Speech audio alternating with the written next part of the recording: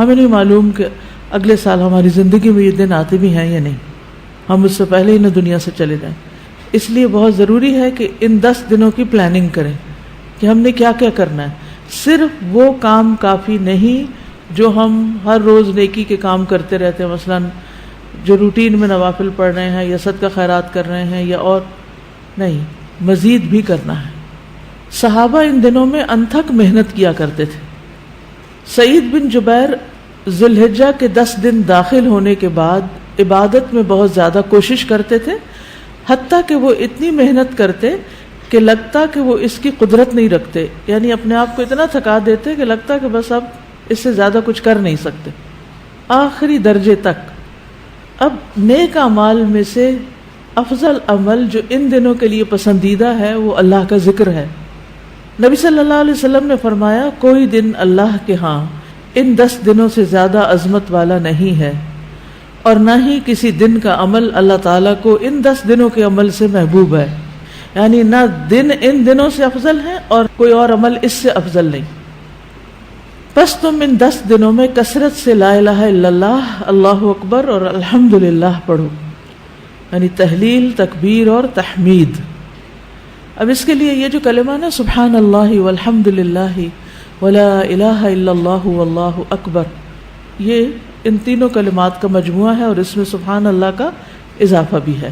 اسی طرح اللہ اکبر لا الہ الا اللہ واللہ اکبر وللہ الحمد. ٹھیک ہے، اس میں بھی تینوں چیزیں آ جاتی، الحمد بھی آ جاتی ہے، اللہ کی حمد بھی آ جاتی ہے، اور لا الہ الا اللہ اور اللہ اکبر بھی آ جاتا ہے.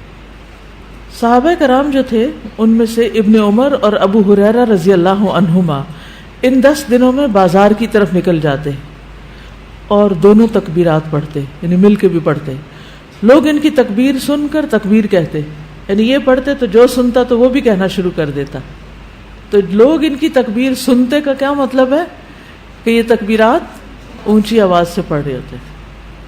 آپ دیکھیں گھروں میں اکثر لوگ گنگناتے رہتے ہیں یا کچھ، تو گھروں میں بھی تکبیرات اونچی آواز سے پڑھیے، چلتے پھرتے اونچی آواز سے پڑھیے تاکہ دوسروں کو یاد آ جائے. اونچی آواز سے پڑھنے کا مقصد اصل میں کیا ہے؟ یاد دہانی، کہ دوسرے لوگ بھی پڑھنا شروع کر دیں.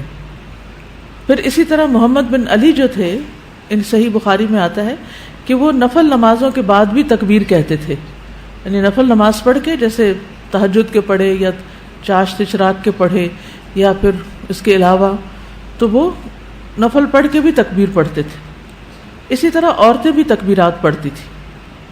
ابن عمر منا کے ان دنوں میں نمازوں کے بعد بستر پر، راستے میں اور دن کے تمام ہی حصوں میں تکبیر کہتے، یعنی ہر موقع پہ کہتے. انہوں نے صرف نفل کے لیے خاص نہیں کیا تھا، یہ صرف بازار کے لیے نہیں بلکہ بستر پہ بھی کہتے اور راستے میں بھی اور خیمے میں بھی اور ہر جگہ.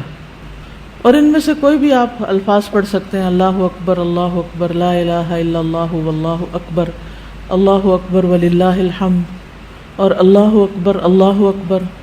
اکبر وللہ الحمد، اللہ اکبر. اسی طرح اللہ اکبر کبیرہ، اللہ اکبر و اجل، اللہ اکبر وللہ الحمد. پھر اللہ اکبر کبیرہ.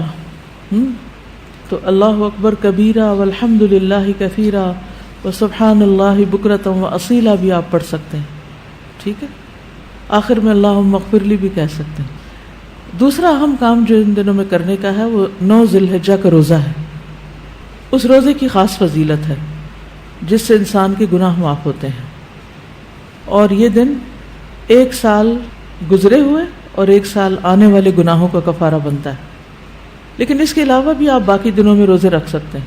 خاص طور پر جن کے رمضان کے روزے رہتے ہوں وہ ان دنوں میں قضا کر لیں.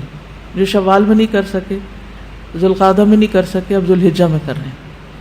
اجر کا اجر ہے اور اپنے فرض کی ادائیگی بھی ہو جائے گی. شوال کے روزے تو الگ الگ رکھنے پڑتے ہیں، لیکن یہ آپ ملا کے بھی رکھ سکتے ہیں، کیونکہ ان پہلے 8 دنوں کے روزے کو مخصوص نہیں ہے. یہ ہم نفلی روزے ثواب کی خاطر رکھتے ہیں، لیکن اگر قضا رکھ لیں تو بہت اچھا ہے. اور ان دنوں کا سب سے افضل عمل قربانی ہے. اقوال میں تسبیحات ہیں، افعال میں قربانی. تو مجھے امید ہے کہ آپ سب نے قربانیوں کا بندوبست کر لیا ہوگا. اگر ہر شخص الگ الگ نہیں کر سکتا، تو مل کے بھی اکٹھے ہو کے بھی قربانی کر سکتے ہیں، کیونکہ جان کا صدقہ تو کبھی بھی کیا جا سکتا ہے. تو عام دنوں میں کرنے کی بجائے ان دنوں میں انسان کر لے، ان دنوں میں پیسے جمع کرا لے. خاص طور پر غریبوں تک جو پہنچایا جاتا ہے گوشت، اس میں انسان اپنا حصہ ڈال لے. ایک طرف کیا کرنا ہے، تسبیحات کی کثرت، اور دوسری طرف کیا چھوڑنا ہے، غیبت، چغلی، طانا، فضول میں لغو باتیں، ہنسی مذاق. اپنے شر سے دوسروں کو محفوظ رکھنا، اپنی زبان سے دوسروں کو اذیت نہیں دینا، بدگمانی، تجسس، ٹوہ نہیں لگانا، آر نہیں دلانا، نفرت و بغض نہیں کرنا، ظلم نہ کرنا ہے نہ ہونے دینا ہے، کسی کو بے عزت نہیں کرنا، آر دلانا اور تانا دینے والی عادتوں کو چھوڑنا ہے. ٹانٹنگ، وہ جو عادتیں ہوتی ہیں نا، ان کو بھی چھوڑنا ہے. غصہ نافذ کرنے کی طاقت رکھنے کے باوجود اس کو چھوڑ دینا ہے. گالی گلوچ، بد زبانی، ان چیزوں سے بھی بچنا ہے. مسلمان کو ہر طرح کی اذیت دینے سے رکنا ہے. رشتہ داروں کی قطع تعلق ہی نہیں کرنی، ان کو منانا ہے. ظالم رشتہ داروں پر بھی مہربانی کرنی ہے. اپنے شر سے پڑوسیوں کو بچانا ہے. اپنے ایمان کی تجدید کرنی ہے. صبر اور عفو درگزر کرنا ہے. اچھا اخلاق اختیار کرنا ہے. اول وقت پہ نماز پڑھنا ہے. قیام لمبا کرنا ہے. ہو سکے تو تہجد پڑھنا ہے. روزہ رکھنا ہے. حج کے لیے تو چلے گئے ہیں لوگ، ہو سکے تو حج کرنا ہے. مالی صدقات میں اپنے اہل و عیال کی ضروریات پوری کرنا. ناراض رشتہ دار کو تحفہ دینا. اپنے بہن بھائیوں کی یا اپنے دوستوں کی ضروریات پوری کرنا. پانی پلانا. ایسا صدقہ جو خود کو محتاج نہ کرے کسی کا. ناراض لوگوں کو آپس میں صلح کرانا. کسی کو خوش کرنا، کسی کی پریشانی دور کرنا. پھر اپنے نفس اور خواہش سے جہاد کرنا. لوگوں کو اپنی برائی سے محفوظ رکھنا. اور صدقے خیرات میں کھانے پینے اور دیگر چیزوں کے علاوہ اچھی کتابیں، اچھے پیمفلیٹس اور خصوصاً اس ٹاپک کی اویئرنیس لوگوں میں کریٹ کرنا ہے. قرآن کی تلاوت میں عام روٹین سے زیادہ پڑھنا، اس کو انکریز کرنا ہے.